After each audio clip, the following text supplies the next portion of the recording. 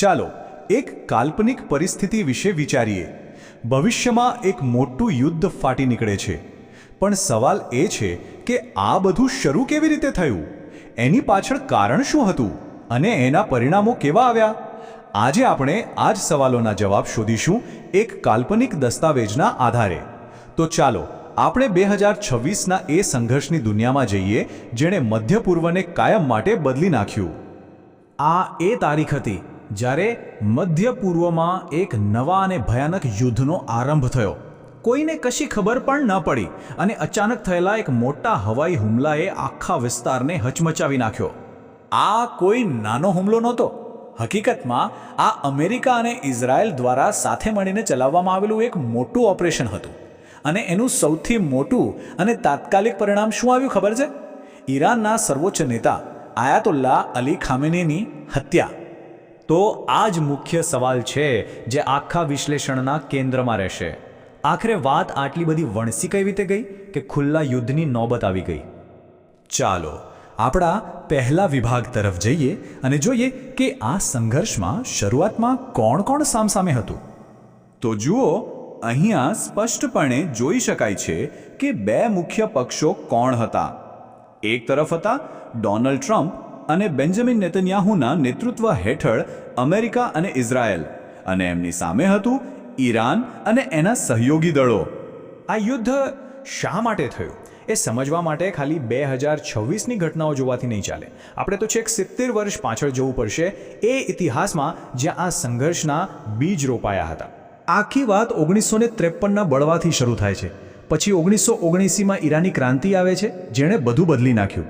અને પછી તો એક પછી એક ઘટનાઓ બનતી ગઈ, જેમાં 2015ના પરમાણુ કરાર અને એમાંથી અમેરિકાનું બહાર નીકળી જવું, આ બધાએ ધીમે ધીમે તણાવ વધારવાનું કામ કર્યું. સારું, હવે સીધા એ સમય પર આવી જઈએ, યુદ્ધના થોડા મહિનાઓ પહેલા, જ્યારે પરિસ્થિતિ એકદમ નાટકીય રીતે બગડવા લાગી. ઈરાનની અંદર જબરદસ્ત ઉથલપાથલ મચી ગઈ હતી. 1979ની ક્રાંતિ પછીના સૌથી મોટા વિરોધ પ્રદર્શનો શરૂ થયા અને સરકારે તેને એટલી ક્રૂરતાથી દબાવ્યા કે હજારો સામાન્ય નાગરિકોના મોત થયા.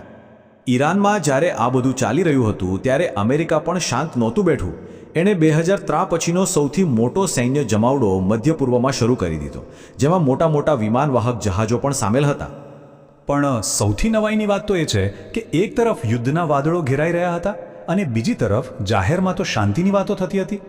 હુમલાના ગણતરીના કલાકો પહેલાં ઓમાનના મધ્યસ્થીઓએ જાહેરાત કરી કે પરમાણુ વાટાઘાટોમાં સફળતા મળી છે. અને અહીંયા જ આખો ખેલ છે. છેલ્લી વાટાઘાટો વિશે બે તદ્દન અલગ અલગ વાર્તાઓ સામે આવી. ઓમાન કહેતું હતું કે ઈરાન માની ગયું છે અને બધું બરાબર છે, જ્યારે અમેરિકાનું કહેવું હતું કે ઈરાન તો ઉલટાનું વધારે અભિમાન બતાવી રહ્યું હતું અને કોઈ વાત માનવા તૈયાર નહોતું. આ જ વિરોધાભાસ પાછળથી યુદ્ધ માટેનું મોટું કારણ બન્યું અને આખરે હુમલાનો નિર્ણય લેવાયો. પણ એ નોંધવું પણ જરૂરી છે કે આ નિર્ણય પાછળ ઇઝરાયલ અને સાઉદી અરેબિયાની સરકારો તરફથી સતત દબાણ કરવામાં આવી રહ્યું હતું. બસ એકવાર પહેલો હુમલો થયો પછી તો આગ આખા વિસ્તારમાં ફેલાઈ ગઈ અને સંઘર્ષ ઝડપથી વકરી ગયો. ઈરાન ચૂપ ન રહ્યું. એમણે જે વળતો જવાબ આપ્યો એ જબરદસ્ત હતો. સેંકડો મિસાઇલો અને ડ્રોન છોડ્યા. એમણે સીધા ઇઝરાયલને અને મધ્ય પૂર્વમાં આવેલા લગભગ દરેક અમેરિકી સૈન્ય થાણાને નિશાન બનાવ્યું. આણે આખા ક્ષેત્રને યુદ્ધની આગમાં ધકેલી દીધું. અને પછી ઈરાને એક એવું પગલું ભર્યું જેની અસર આખી દુનિયા પર પડી. એમણે હોર્મુઝને સામુદ્રધુની બંધ કરી દીધી. આ એટલે કે દુનિયાના તેલના વ્યાપારની મુખ્ય નસ જ બંધ થઈ ગઈ, જેની આર્થિક અસરો તરત જ દેખાવા લાગી. તો ચાલો હવે આ યુદ્ધની વ્યાપક અસર પર નજર કરીએ. આર્થિક રીતે અને એનાથી પણ વધુ મહત્વનું, માનવ જીવન પર એની શું અસર થઈ. વૈશ્વિક અર્થતંત્ર પર તો જાણે ભૂકંપ આવી ગયો. તેલ ગેસના ભાવ આસમાને પહોંચી ગયા, ફ્લાઇટ્સ અને શિપિંગમાં મોટા વિક્ષેપ આવ્યા, ટુરિઝમ ઠપ થઈ ગયો અને શેરબજારોમાં ભારે અસ્થિરતા જોવા મળી. પણ યુદ્ધમાં ખરેખર કેટલું નુકસાન થયું એ જાણવું લગભગ અશક્ય હતું. બંને પક્ષો પોતપોતાની રીતે આંકડા રજૂ કરી રહ્યા હતા. અમેરિકા અને ઇઝરાયલ ઈરાનના મોટા નુકસાનના દાવા કરતા હતા, જ્યારે ઈરાન કહેતું હતું કે એમણે પણ સામેવાળાને મોટું નુકસાન પહોંચાડ્યું છે. પણ સૈનિકો સિવાય સૌથી મોટી કિંમત તો સામાન્ય નાગરિકોએ ચૂકવી. આ આંકડા એક મોટી ટ્રેજેડી બતાવે છે. સંઘર્ષની તબાહી ખાલી ઈરાન સુધી સીમિત નહોતી રહી, પણ આસપાસના દેશોમાં પણ હજારો લોકો ભોગ બન્યા હતા. અને હવે છેલ્લે એ વિરોધાભાસી કારણો પર નજર કરીએ જે યુદ્ધ શરૂ કરવા માટે આપવામાં આવ્યા હતા. રસપ્રદ વાત એ છે કે અમેરિકાએ યુદ્ધ માટે કોઈ એક ચોક્કસ કારણ ના આપ્યું. સમય જતાં કારણો બદલાતા રહ્યા. ક્યારેક કહેવાયું કે ઈરાનથી તાત્કાલિક ખતરો હતો, તો ક્યારેક એમનો હેતુ ઈરાનની સૈન્ય ક્ષમતા નષ્ટ કરવાનો હતો, અને ક્યારેક તો શાસન પરિવર્તનની વાત પણ કરવામાં આવી. પણ જે મુખ્ય દલીલ હતી કે ઈરાન પરમાણુ હથિયાર બનાવી રહ્યું છે, એ વાતને આંતરરાષ્ટ્રીય પરમાણુ ઉર્જા એજન્સી એટલે કે IAEA એ સમર્થન નહોતું આપ્યું. એમના કહેવા મુજબ હુમલા સમયે એવા કોઈ નક્કર પુરાવા નહોતા.